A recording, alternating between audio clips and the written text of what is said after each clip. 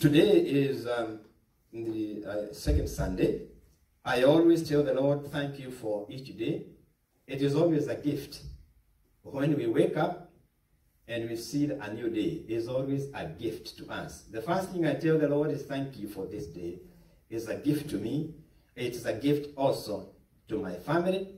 Indeed, I do thank the Lord on behalf of everybody because I know every day is a gift. Let's turn to the Word of God today from the book of Luke chapter 4. I'm going to read several verses here and there in order to pinpoint what the Lord has given to me. Luke 4 and verse 14. Jesus, remember, is taken to the wilderness by the Spirit. And then in verse 14, after the temptations of the devil, we read this. Then Jesus returned in the power of the Spirit to Galilee. I want you to mark those words. That Jesus returned in the power of the Spirit to Galilee. And then I want you to go down to verse 20. After he had read, he went to the temple straight away, and he was given the scroll to read, and he opened the place that is written there in the book of Isaiah 61, and he read it. Now, after reading verse 20, it says, then he closed the book and gave it back to the attendant and sat down. Now, I want you to notice this.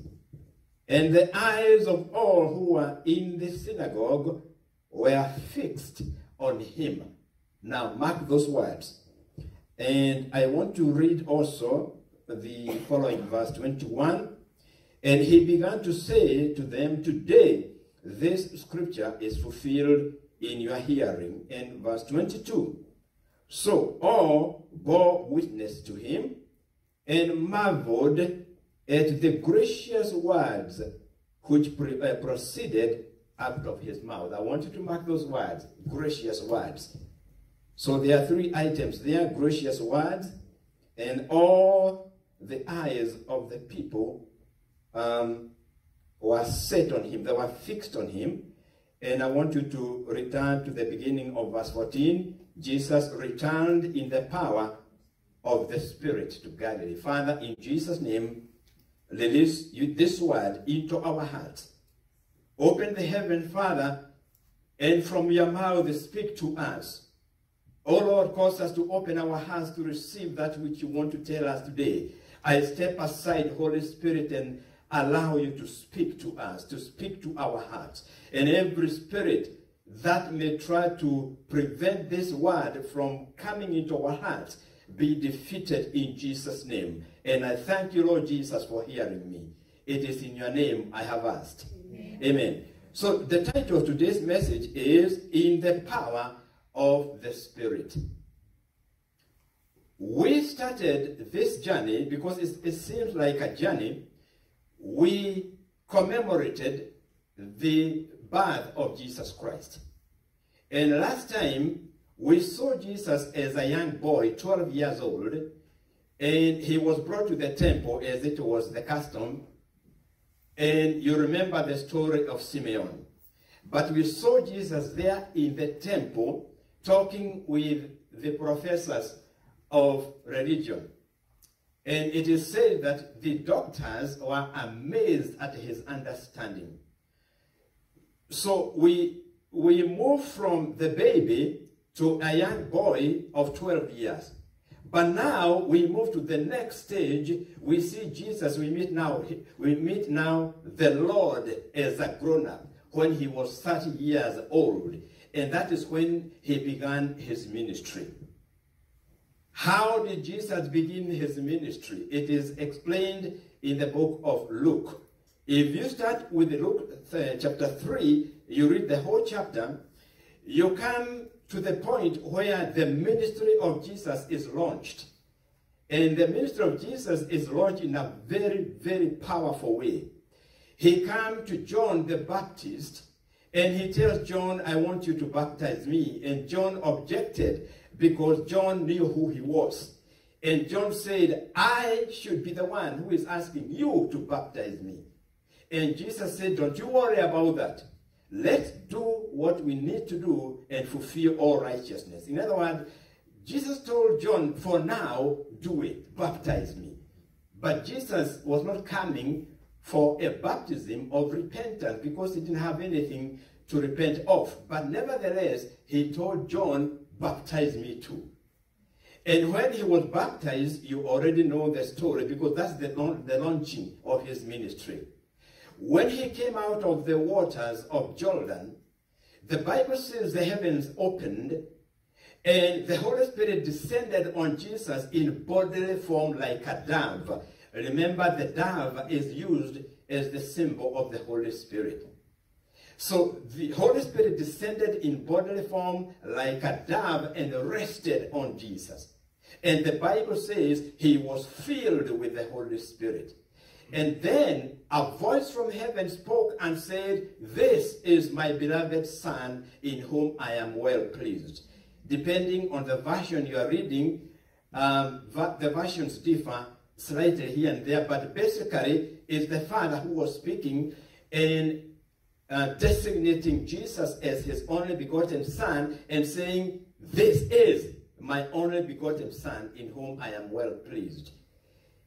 Without going into details, that is one point during which the Trinity was represented. We see the Lord Jesus Christ coming out of the water.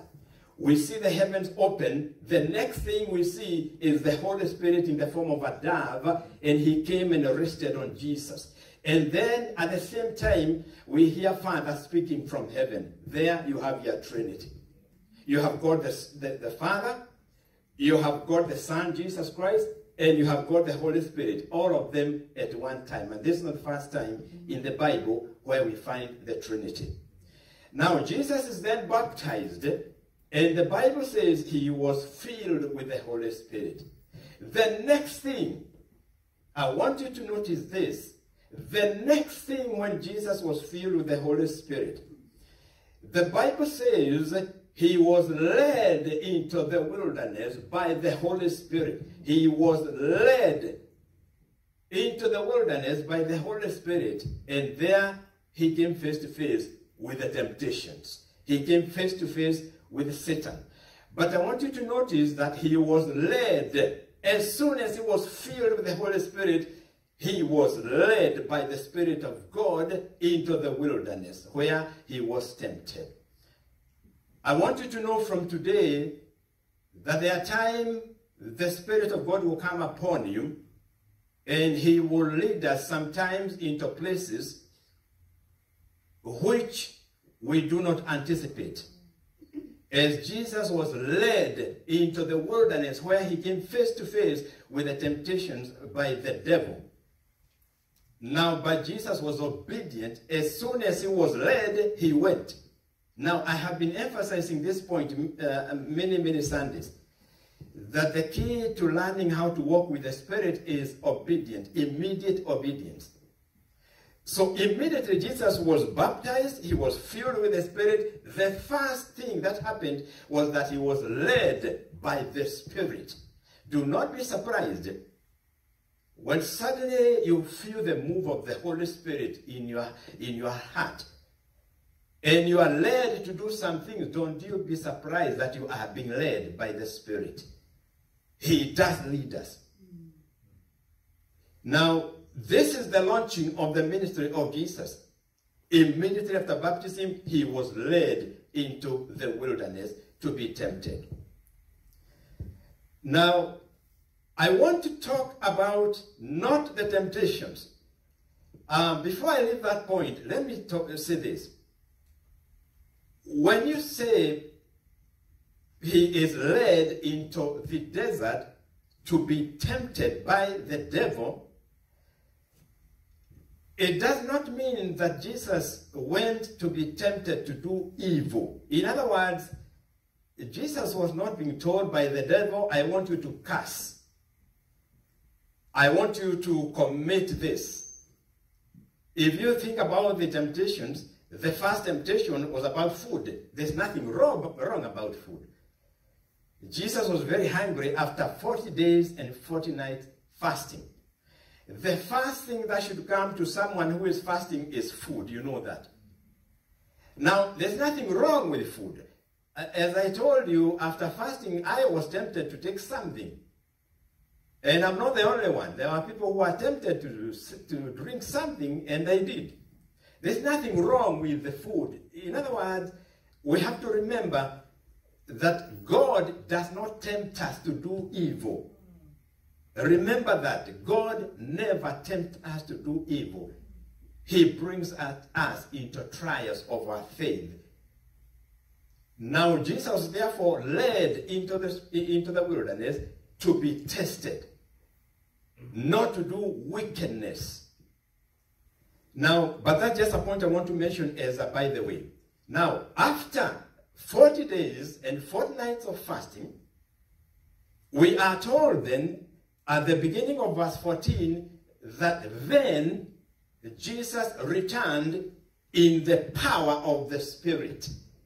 Now, the power of the Spirit, this is the muscle of God. When you talk about power, it is the muscle, the ability to do things.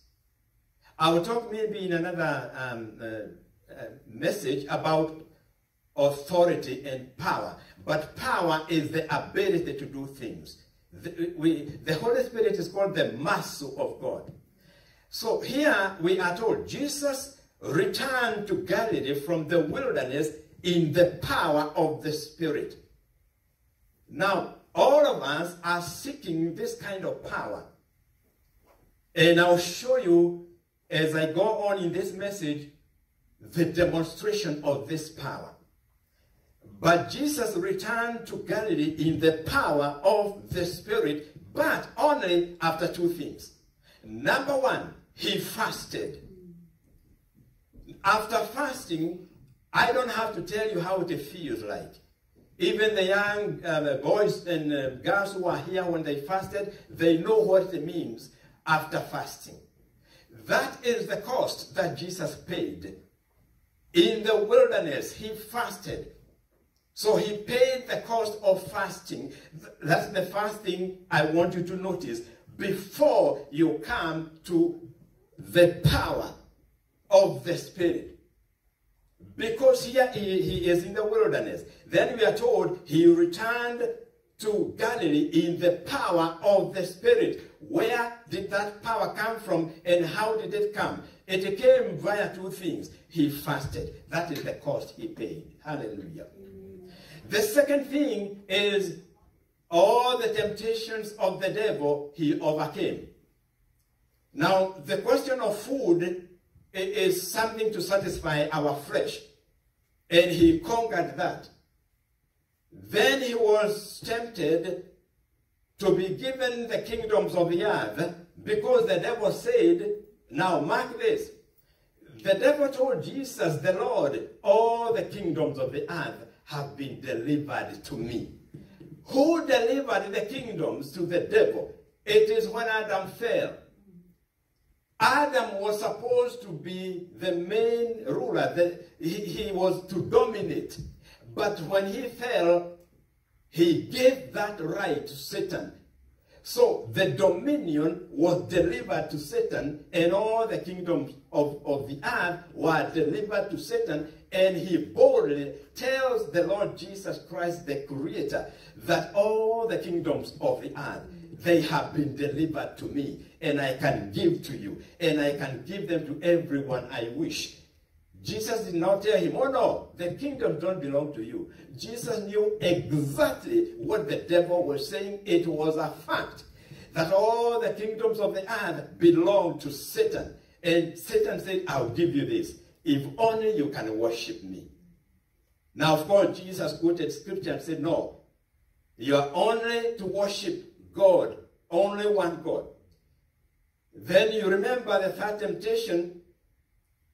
The devil took him to the pinnacle of the temple and told him, you know, if you're the Son of God, you can actually throw yourself and prove to people that you are a great person.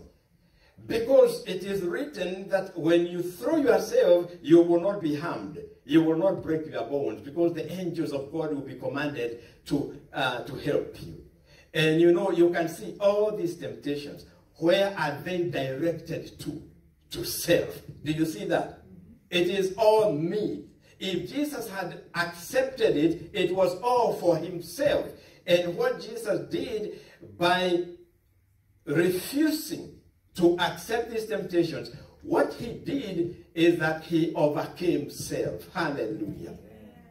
He overcame the desire of this flesh to receive things for ourselves. He said no. Now that is the lesson we are learning every day, that we need to let go, because there is too much selfishness.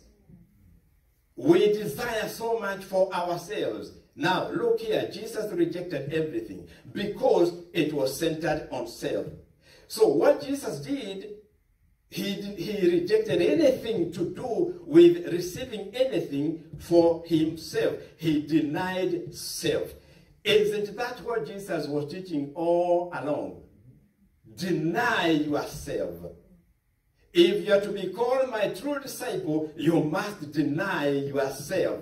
He was saying anything that this flesh desires, if it's only for you, it is self-centered, it is something we need to overcome. We must deny self. Now, at the end of those temptations, Jesus was victorious. Now, therefore, there are two things he did. He fasted and he paid the cost.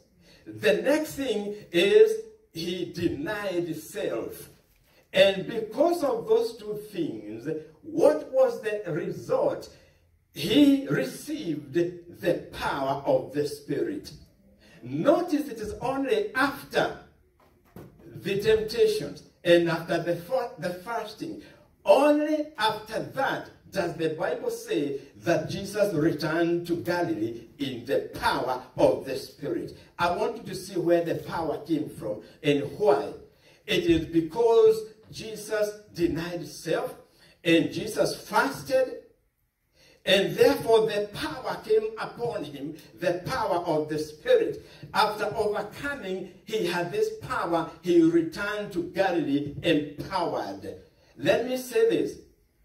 When we overcome things, like when we fasted and overcame self, when we told the stomach, be silent, when we told our headaches, stop, when we told the grumbling stomach, you have to be silent, we overcame. And let me tell you, whenever you overcome, something happens. There is an empowerment that comes when you conquer. If it is something that is troubling you, something that has held you for a long time, and you overcome it, let me tell you this, you get empowered. Let me give you an example. When you come here and you come with the zeal to worship the Lord, to give a testimony, to speak an encouraging word like Sammy did, when you come here and you know your heart is clean before the Lord, hallelujah, you come with power. You come, and when you speak that which is the truth. You speak with authority. You speak because your heart is clean. You have overcome. Whenever you overcome, you receive the power. You become victorious. Hallelujah. You do not do the things of God in fear, because nothing is holding you. So notice the power that comes when we conquer this flesh. The power that comes when we decide we are fasting for God. There is a power that is released. And Jesus came then back to Galilee in this power. And the Bible says he came back to Galilee in the power of the Spirit. Now let me show you the demonstration of this power in the Spirit. Because this year and all that has taken place this morning from the time we started this service the Spirit of the Lord is expressly telling us something very wonderful. He is saying this year is going to be different. This year you are going to see things you have not seen before. So, we are going to concentrate on what made the life of Jesus different. What can we get out of what Jesus did so that we apply it? I want to show you, when you are in the power of the Spirit, I want to begin to show you the manifestation of that power. And I'm going to share only two things today. And next time, God willing, as we follow the journey of Jesus, because it appears like the Lord is starting us on a journey about his life so that we can learn directly from him, not from me, not from any human being, but from the life of Christ himself. There is no better example. So here is Jesus. He comes back to Galilee, and he comes in the power of the Spirit. What is the first thing he did? He comes to the temple. He stands in the synagogue, and he is given the scroll to read. They didn't have anything like this. It was written in form of a scroll like this. So he unfolded the scroll, and he found the place that is written in the book of Isaiah 61, that the Spirit of the Lord is upon me. Now, I want you to notice, Jesus did not preach. Hallelujah. He was given the scroll to read. And he read from the book of Isaiah. And at the end of reading, Jesus sat down. But it is written, the very first verse I told you to mark, it is written in verse 20. And the eyes of all who were in the synagogue were fixed on him. Hallelujah. Let me tell you what it means when you are in the power of the Spirit. When you are in the power of the Spirit and you come to speak, whether you are speaking to one person or whether you are speaking to a multitude, let me tell you, because you are in the power of the Spirit, the eyes of everyone shall be fixed on you. The attention of everyone shall be on you. Why is that? It is because whoever is speaking in the power of the Spirit. And imagine, this is only reading. He was not preaching. Let me say this at this point. There are times we will go back to reading the scriptures, the first lesson and the second lesson. Let me tell you, reading is not just reading. If Jesus read this portion of scripture and the whole congregation was silent, they were just looking at him, all attention was on him, all eyes were fixed on him, and it was only reading the scriptures. When you walk in the power of the Spirit, that is what's going to happen. The eyes will be fixed on you. Unfortunately, you know as well as I do, the problem we have is there are many who may stand or approach you. But as they begin to speak to you, you are not interested. Your thoughts are not even concentrating. Your mind is actually thinking about other things. Why? Why is it that you are not paying attention? It is because there's something that is lacking in the speaker. If the speaker was walking in the power of the Spirit, your eyes will be glued on that person. Hallelujah. And this is what Jesus did when he came back with this anointing. When he only read the scriptures, everybody was looking at him. They were waiting for him to speak more. The whole congregation was attentive. And I can imagine people saying, why is he not speaking more? What was causing that kind of attention? Because Jesus returned in the power of the Spirit. That's the first thing I want you to notice. We do not have to work the crowd up to draw attention. We don't need to be a show-off. We don't need to speak in a certain manner in order to draw attention. We don't need to come here dressed in a specific way in order to draw attention. What is going to draw the attention of the needy is the anointing to a person who is in the power of the Spirit. Hallelujah. The second thing that you notice, and this is the manifestation of someone who is in the power of the Spirit. First, you have seen it is the attention. You draw the attention. Let me tell you, you may be in a group of people and you are discussing things and suddenly you begin to speak. And let me tell you, everyone turns around to look at you and they begin to wonder, how come he is speaking like that? How come she is speaking like that? Everyone will turn their chairs to look at you. Why? If you carry this anointing that was on Jesus in the power of the Spirit. Hallelujah. The second thing I want you to notice, and I told you to mark it, is in verse 22. It says that all bore witness to him and marveled at the gracious words which proceeded out of his mouth. Gracious words. Hallelujah. Let me talk about gracious words. How we lack people speaking with gracious words. Now notice the word is saying people marveled.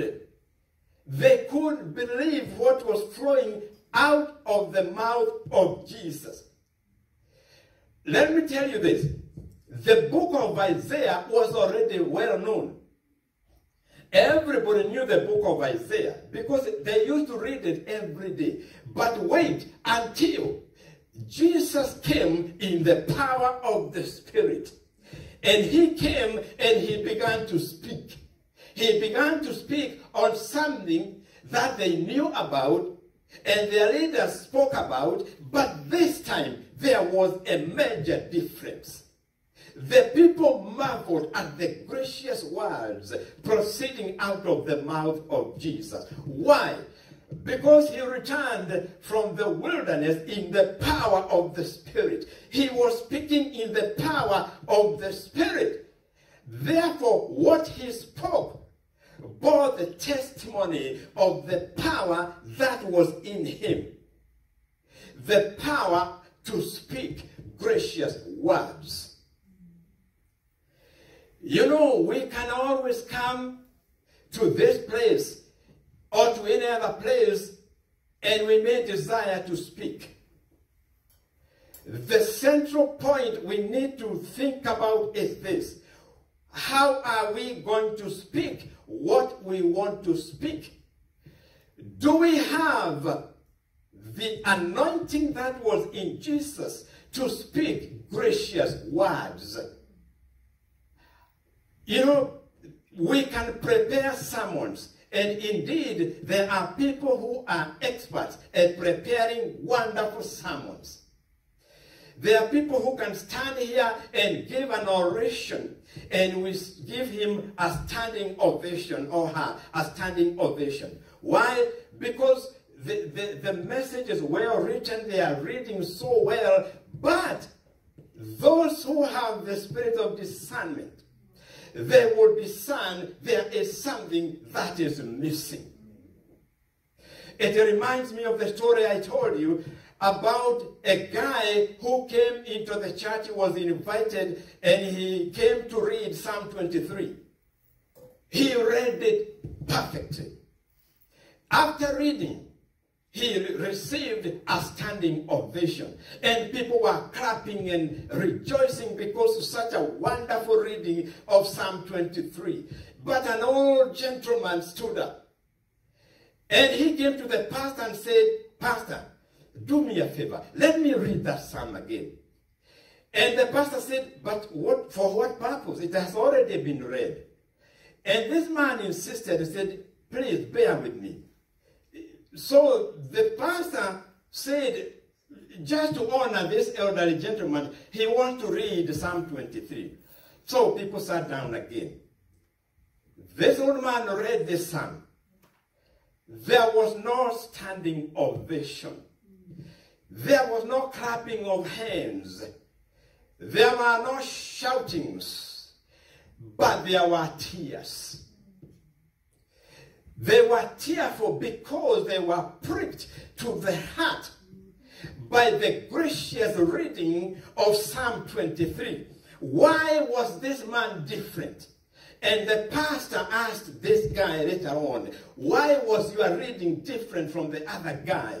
And this old man said, it's because I know the shepherd.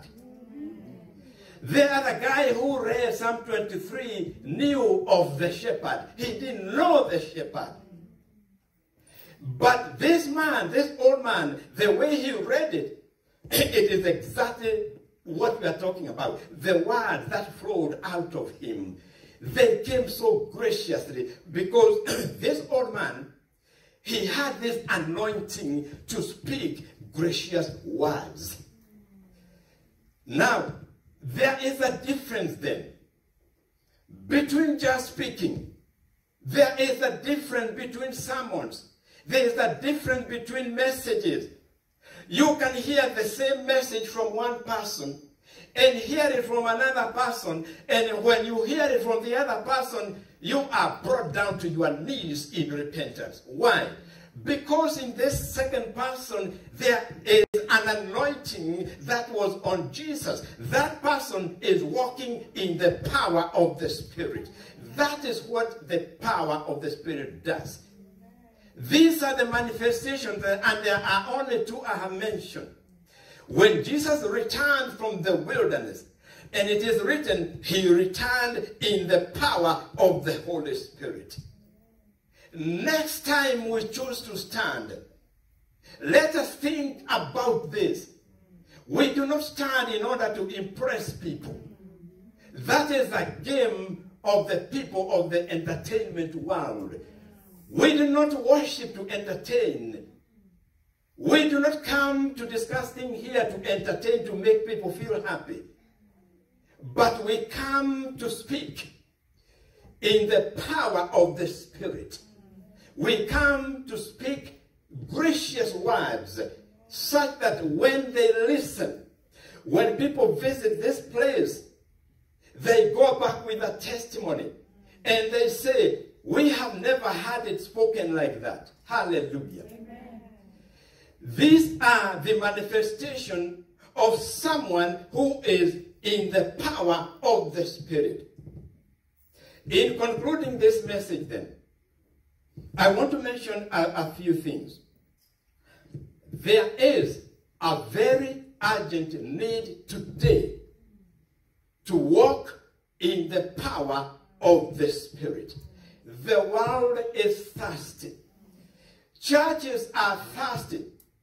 You see many churches and many people are flocking in there. If no one speaks graciously, if no one has the anointing to speak graciously, no matter how many people are packed in that church, they will miss out. They will not be ministered to. Even in the churches, there is such a need for someone to speak with the anointing that was on Jesus, to be in the power of the Spirit. There is that very desperate need. Even today in this place, some of you came in with a thirst. Some of you came in fasting for something from the Lord. If you leave this place, or if you listen to this word and it doesn't give you something, there is no point in speaking it. This is why it is so important to realize today what the Lord is teaching us at the beginning of the year, what we need to make a difference this year. So there is a dire need for people who are in the power of the Spirit. Such people are the people who will make a difference in the lives of people. Without that anointing, without being in the power of the Spirit, let me tell you, we will preach 1,000 sermons. We will sing 1,000 hymns. We will give thousands and thousands of testimonies, but no one will be touched. But wait until we decide we are going to be in the plan of God. We will seek that anointing.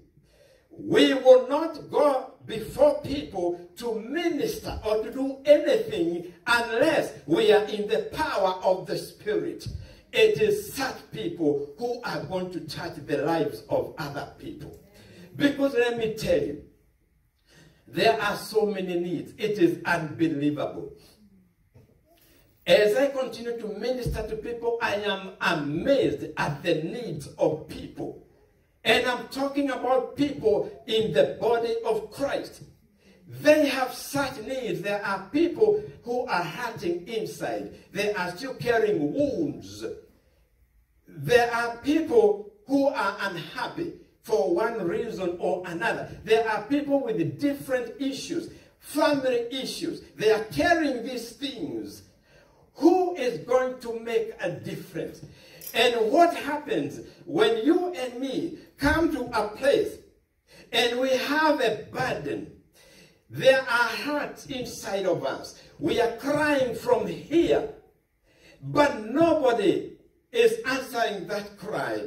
And when you listen to the people who are speaking, to the people who are worshiping and praising, when you listen to all this, you are not moved. And you go out discouraged. You go back carrying the same problems, wishing that someone would speak in such a way that you would pay attention and your eyes would be glued on that person. And then you wish that person could speak graciously, so that you may receive that which you are looking for. Unfortunately, we have gone our ways. We do not walk the straight path. We are not walking righteous before the Lord.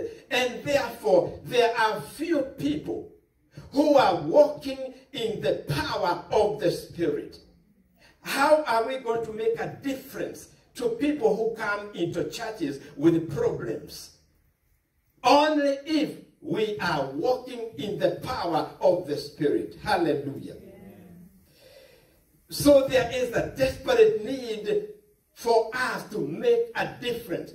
This message is to encourage you to learn that you are called by God to make a difference. Oh, hallelujah. People of God, God is concerned about your work. God is concerned about the service you are giving to Him.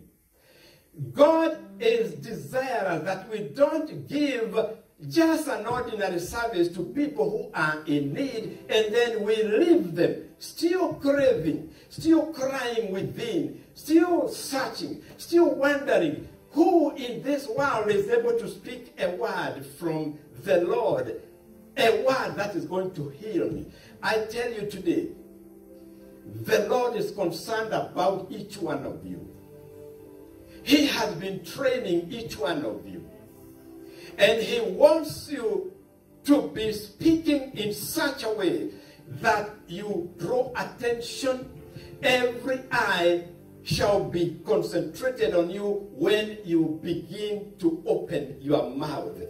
And when you speak, the Lord desires us, and He is calling us into this service, that when we begin to open our mouths and we begin to speak the words that are full of grace and healing, they will flow out of our mouths. And those words you may speak even to an individual. They will go and heal a wound somewhere. They will go and comfort someone who needs to be comforted. They will go and give hope to someone who is feeling completely hopeless. This is what God is calling you and me into. A service that is effective. And there are only these two manifestations that I have mentioned. Someone speaks, and the whole church, their eyes are glued onto that person because they want that person to speak more. That is what you are called for. God is calling us so that when you speak on a one-to-one basis, the person you are talking to, they dare not shift their eyes from you. They want to look at you because they want to receive from you. I have experienced this many times, particularly to people who are very sick.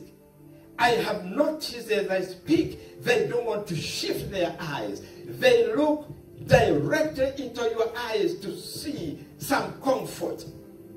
And this is what happened to Jesus. The eyes of the people, they were fixed on him because they saw there is something different about this man.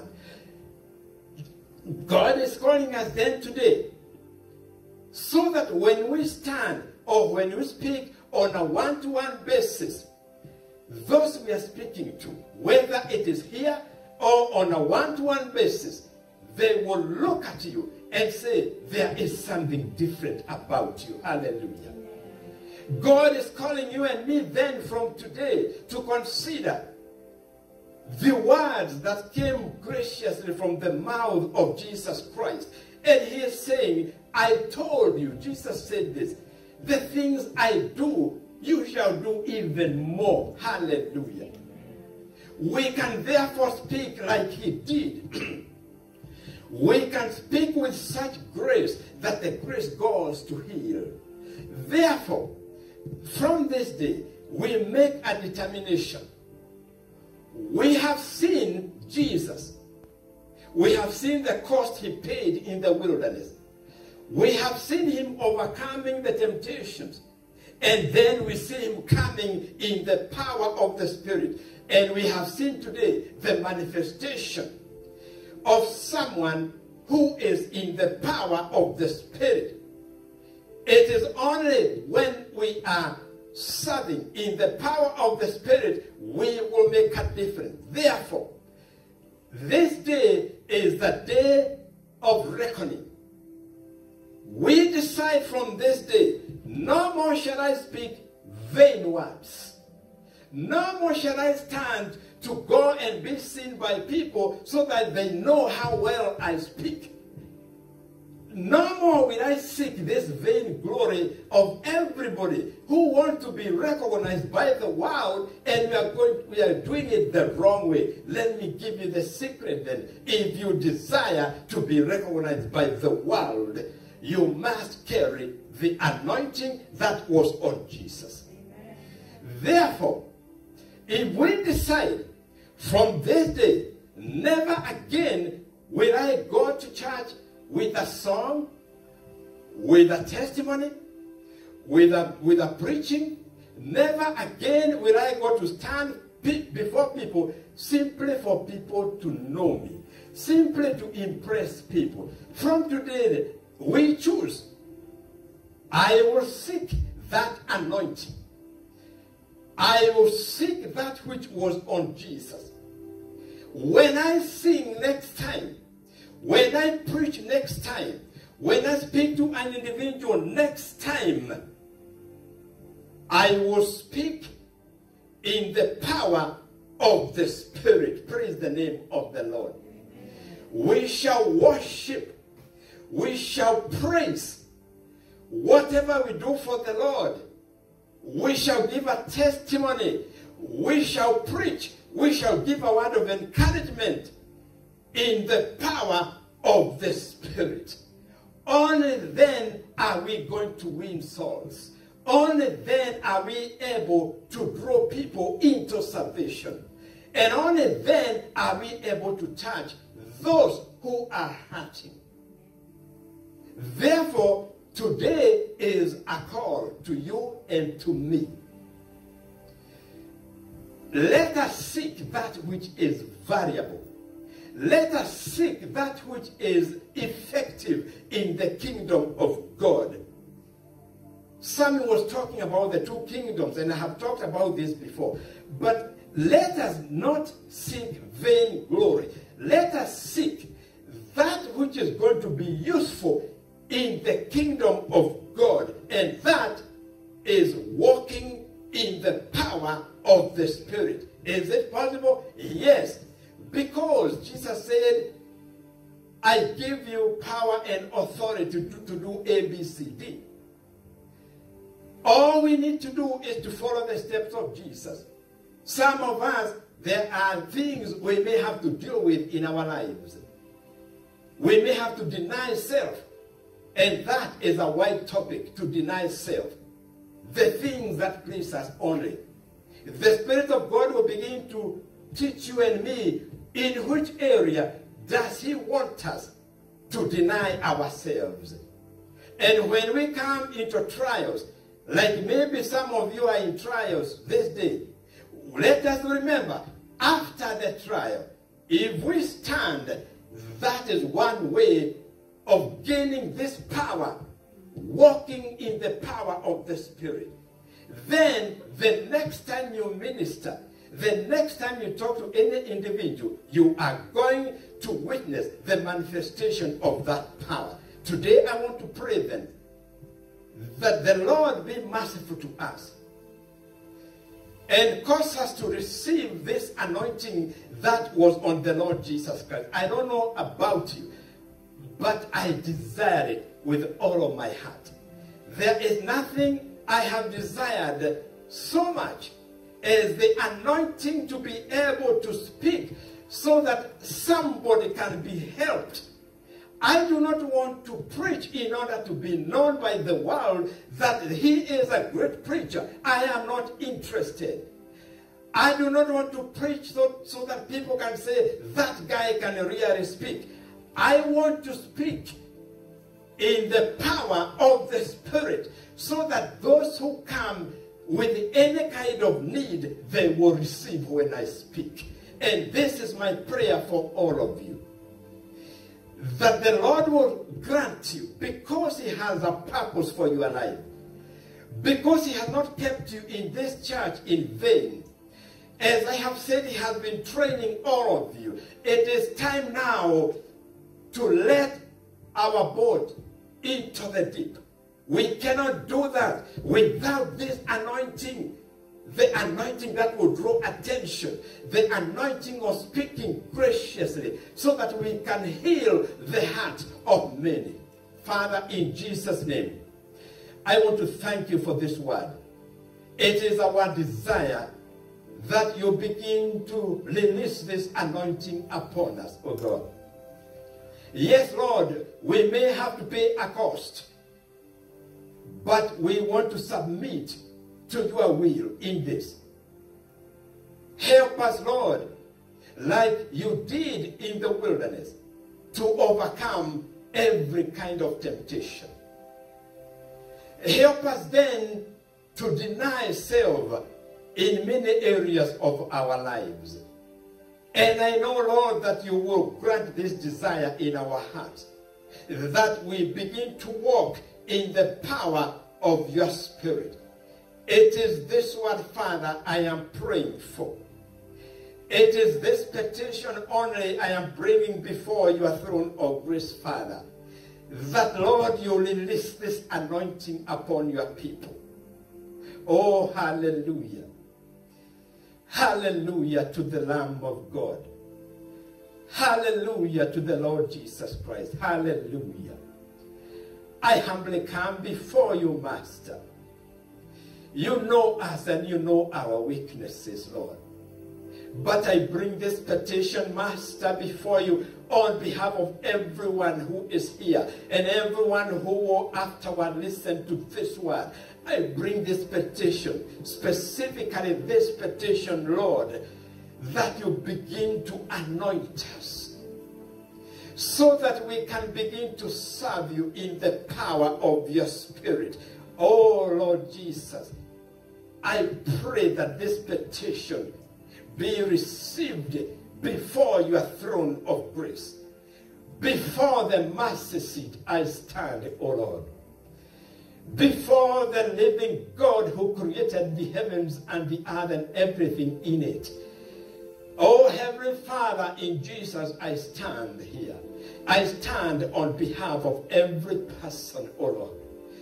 I seek that which is going to make us effective in your kingdom.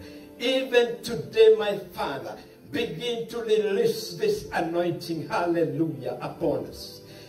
Begin to release this anointing upon those who are seated here. Oh, Spirit of God, begin to lay your hands on the people, everyone who is here. Holy Spirit of God, begin to impart. Begin to impart. Begin to impart, Spirit of God. Oh, let us not go out of this sanctuary the same way we came. Let us carry that which you are going to release. Oh, Lord God Almighty, I come and beseech you on behalf of each one of us. Begin to make a difference in this place. Let us not be the same from this time, oh God. I release this petition before my God. Hallelujah to the Lamb of God. Lord Jesus, I thank you for receiving this petition. Now begin to do a work in us. Let it begin with me, your servant, O Lord. I need to have that anointing. I need to walk and to serve in the power of your Spirit. I submit to you, Master. And I represent those who are here. We submit to you, Master, today. Everything that is a hindrance, Lord, let it be removed today. Even for the children, Lord, let that resistance be taken away. Oh, Lord Jesus, begin to manifest this. For you did not send me with an empty word. You sent me to speak live. Let it begin with me. I beseech you, Master, Lord Jesus. I beseech you now. Begin to make a difference. Let your people from today begin to see and to witness the difference, oh God, because this is not in vain.